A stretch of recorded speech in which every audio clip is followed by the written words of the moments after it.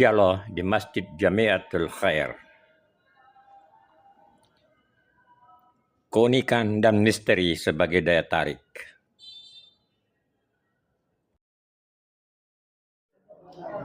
Bismillahirrahmanirrahim. Assalamualaikum warahmatullahi wabarakatuh. Puji syukur kita panjatkan kehadirat Allah Subhanahu wa taala sebagai acara pelanjut pengganti karena kebetulan saudara kita Bapak Iqbal berhalangan, maka untuk sementara mari kita sama-sama insyaallah membahas surat Al-Baqarah ayat 1 sampai dengan 5.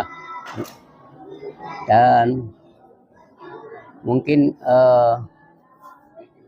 ayat 1 sampai dengan 5 ini adalah pembuka dari surah Al-Baqarah.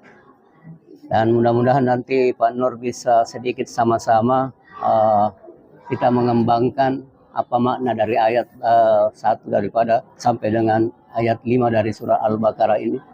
Namun sebelumnya nanti kami bacakan dulu ayatnya, yaitu dari ayat 1 sampai dengan 5. A'udzubillahi minasyaitonirrajim.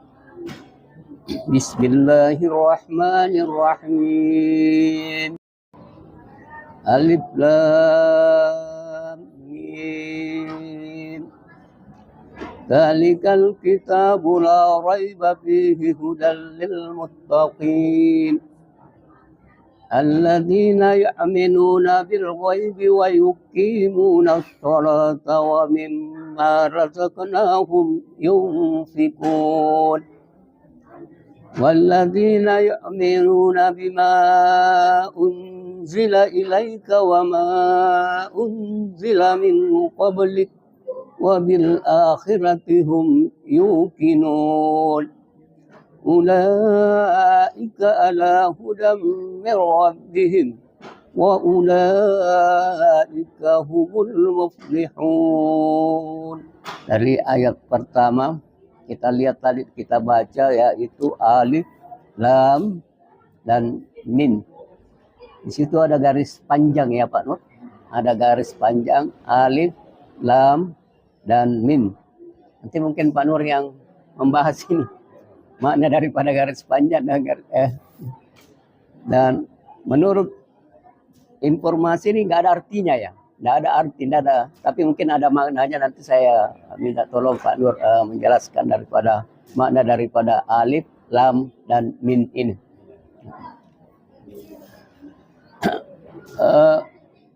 Ada ayat, berapa ayat tanda-tanda baca, ada tanda-tanda baca di sini Pak. Kita lihat, Dzalikal kitabu la raib. Ada tanda baca, ada 2 di situ, ada 3 titik. Ini juga saya belum paham betul Pak, apa makna di situ ada tanda baca. Ada lagi ada lagi tanda baca juga. Ada juga hudan lil muttaqin. Itu sudah sampai 1 ayat. Dalam ayat itu ada lagi tanda baca itu lam. Ya.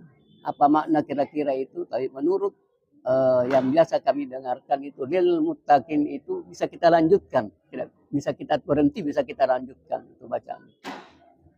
Saya kira itu dulu mungkin ayat pertama dan kedua. Saya barangkali ke Pak Nur. Assalamualaikum warahmatullahi wabarakatuh. Alhamdulillah.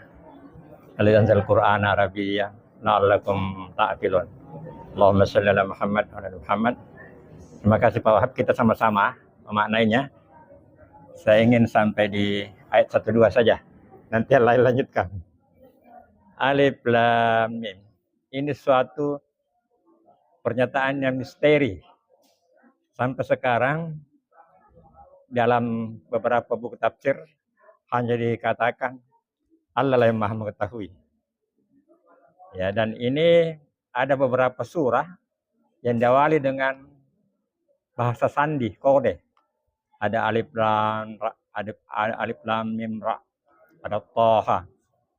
Ini kan saat majunya budaya syair di tanah Arab saat itu.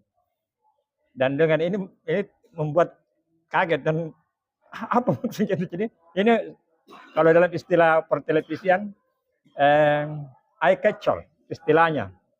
Bagaimana menarik perhatian orang. Apa maksudnya itu? Jadi membuat tanda tanya. Tanda tanya itulah maka kita akan ingin mencari lebih lanjut. Jadi dalam satu teori untuk menarik perhatian adalah menjadikan orang bertanya. Inilah gaya bahasa Al-Quran. Memang belum sependapat semua. Karena ini memang misteri yang dikatakan hanya Allah yang mengetahui. Dalam terjemahan bahasa Inggris pun begitu. Hanya Allah yang mengetahui. Tetapi ada yang memaknainya. Sebagai simbol, alif itu adalah huruf yang tidak ada matinya. Dia bersendiri dan tidak ada. Wal hayyul qayyum. Dia maha hidup, maha berdiri sendiri. Jadi itu adalah awal dari perkara kata Allah. Dia ada menyimbolkan bahwa itu adalah Allah. Dari Allah. Wadah. Lam adalah huruf yang paling tinggi, lurus. Dalam huruf Al-Quran. Lam itu. Nah ini paling tinggi dimaknai dengan si pembawa wahyu itu. Jibril. Ini yang ada yang memaknainya begitu. Meskipun belum disepakati tapi memaknainya. Lam. Tinggi. Jadi dia penghubung. Kuat. Itulah dimana malaikat Jibril. Mim itu sujud. Hamba. Muhammad. Ya, jadi itu. Jadi dari Allah melalui Jibril kepada Muhammad. Wakil daripada representasi daripada kita. Ini memang belum disepakati, tapi tidak bisa dibantah. Secara hakiki benar itu dari Allah melalui Jibril kepada Muhammad. Jadi ini itu dari bahasa simbol itu. Jadi boleh dikatakan bukan itu artinya, tapi itu adalah simbol bahwa Quran itu dari Allah melalui Jibril dan kepada Muhammad, tidak bisa dibantah. Nah, itu ya. Jadi itu. Jadi alif lam mim. Quran ini dari Allah melalui Jibril kepada Muhammad. Kenapa lam itu nama akhirnya Jibril? Kenapa bukannya? Karena dia penyambung. Jadi dari Allah kepada Jibril itu nyambung. Lam, maka nama akhir daripada Jibril kepada Muhammad. Muhammad kembali awal kata. Nama Muhammad. Jadi kita memang mim ini kita memang hamba ini kita harus bersujud. Jibril memang kuat, makanya hurufnya tinggi. Jadi ini ya. Ini kita maknai dari segi. Tetapi hanya Allah yang mengetahui. Wallahu a'lam. Nah. Kemudian kata zalika. Zalika dalam bahasa Arab kata penunjuk. Itu. Muzakkar laki-laki. Ya. Itu zalika. Kalau ini haza. Ini haza kitab, ini kitab. Zalika. Nah sekarang saya lihat dalam terjemahan bahasa Indonesia dia samakan itu. Ini kitab, ini kitab. Tetapi dalam bahasa Inggris saya pernah dapati dia tidak katakan this is, that is. Itu. Jadi ada terjemahan bahasa Inggris katakan that is. Ini benar. Bukan ini kitab, itu. Pakai zalika, bukan haza. Apa maknanya? Artinya ini sudah diserahkan kepadamu tanggung jawabmu, wahai umatnya Muhammad. Makanya Allah katakan zalikal kitabu. Bukan dia bilang haza kitabu. Jadi inilah menganalisa lebih lanjut. Ya, jadi itulah bagusnya. Anda ada Pais ini belajar bahasa Arab supaya Anda lebih mendalam ya. Karena inilah bahasa Arab. Dan boleh juga belajar bahasa lain karena kita bisa membandingkan penerjemahan terjemahan itu. Jadi itu yang saya dapatkan. Itulah kitab. Kitab itu dari kata katabah. Menulis. Tetapi kalau dia jadi kata konsep bisa bermakna tulisan, bisa juga menjadi ketetapan. Itulah ketetapan. Tidak ada keraguan di dalamnya. Makanya dikatakan kutiba alaikumusiyam. Kutetapkan bagimu. Sama dengan kutuliskan bagimu. Jadi kitab itu berarti ketetapan. Jadi kitab Al-Quran adalah kitab kumpulan tulisan. Kata baik menulis. Kalau kitab kumpulan tulisan. Sekaligus mengatakan ketetapan. Jadi inilah ketetapan Allah. Jadi sekedar itu saja. Jadi kita larai bapi tidak ada keraguan. Hudan lil muttaqin. Tidak ada keraguan. Larai bapi. Tak satu pun kata yang boleh kita ragukan. Kalau kita ragukan satu kata, berarti kita ragukan Quran. Tidak ada keraguan di dalamnya. Kalau kita tidak paham, kita katakan Allah mengetahui. Dan ini Quran sudah dibuktikan di zaman ini beberapa kunci-kunci penemuan mendapatkan hadiah Nobel. Mendapatkan hadiah Nobel di abad 1820. Padahal dari dulu 1400 tahun lalu Quran sudah berbicara tentang masalah-masalah ilmiah, Big Bang, laut, api di laut apa semua. Sekarang baru ditemukan. Ya inilah. Jadi Quran yang memang tidak ada keraguan di dalam. Membacanya saja itu sudah berpahala, apalagi memaknai, apalagi mengamalkannya. Sekiranya itu saja kita berbagi. Ya, mulai ada pertanyaan. Akhir kalam, saya kembalikan kepada narasumber. Assalamualaikum warahmatullahi wabarakatuh. Bapak dan jamaah sekalian, barangkali ada yang kita sama-sama ingin pertanyakan atau dibahas mulai dari ayat 1 sampai dengan ayat 2 yang telah tadi diuraikan penjelasannya oleh Ustaz Nur. Ada barangkali, Pak? Ya, mari kita melangkah.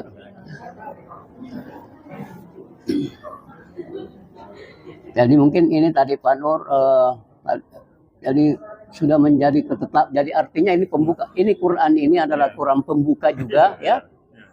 Dia sudah menjelaskan bahwa ini adalah ketetapan. Ini adalah ketetapan yang kami berikan kepada kita semua bagi orang-orang yang bertakwa, ya, kayak seperti ini. Kalau kita lihat alladzina yu'minuna bil ghaibi wa yuqimuna sholata wa mimma razaqnahum yunfiqun. Alladzina orang yang beriman. Ya. Jadi intinya orang-orang yang beriman kepadamu dan ada gaib ya. Orang-orang yang percaya kepada gaib. Dan orang-orang yang mendirikan salat, menegakkan salat, orang yang menegakkan salat, dan dari harta, wamima, harta. Jadi wamima, jadi tidak seluruhnya, sebahagian. Sebagian hartamu, sebagian rezekimu ya, kepada sebagian rezekimu, kamu bagikan. Jadi sebagian rezeki pendapatan kita itu telah yang diatur barangkali seperti zakat, ya Pak, seperti zakat yang wajib kita keluarkan 2,5%. Tapi ada zakat yang kita termasuk di dalamnya ini, Pak. Ada zakat yang kita keluarkan ada zakat di bulan Ramadan, bukan tidak masuk di sini. Semuanya ini secara umum. Secara umum. Ya, jadi artinya kita dianjurkan untuk melakukan sholat dan sebagian rezeki kita bagikan dan infakkan, ya. Jadi termasuk di sini bagian ada zakat di bulan Ramadan itu yang kita keluarkan itu ya. Tapi umumnya rata-rata 2,5% yang dianjurkan itu. Untuk pendapatan. Untuk pendapatan. Iya, apa? Tapi kalau pendapatan dari sawah itu lebih tinggi. Yang mengharapkan Quran itu lebih tinggi zakatnya. Hanya kita berapa persen? Tapi ini pendapatan gaji ataupun tapi tidak ada batasan bawahnya itu pendapatan, Pak. Dikeluarkan zakat yang rata-rata 2,5%. Rata-rata.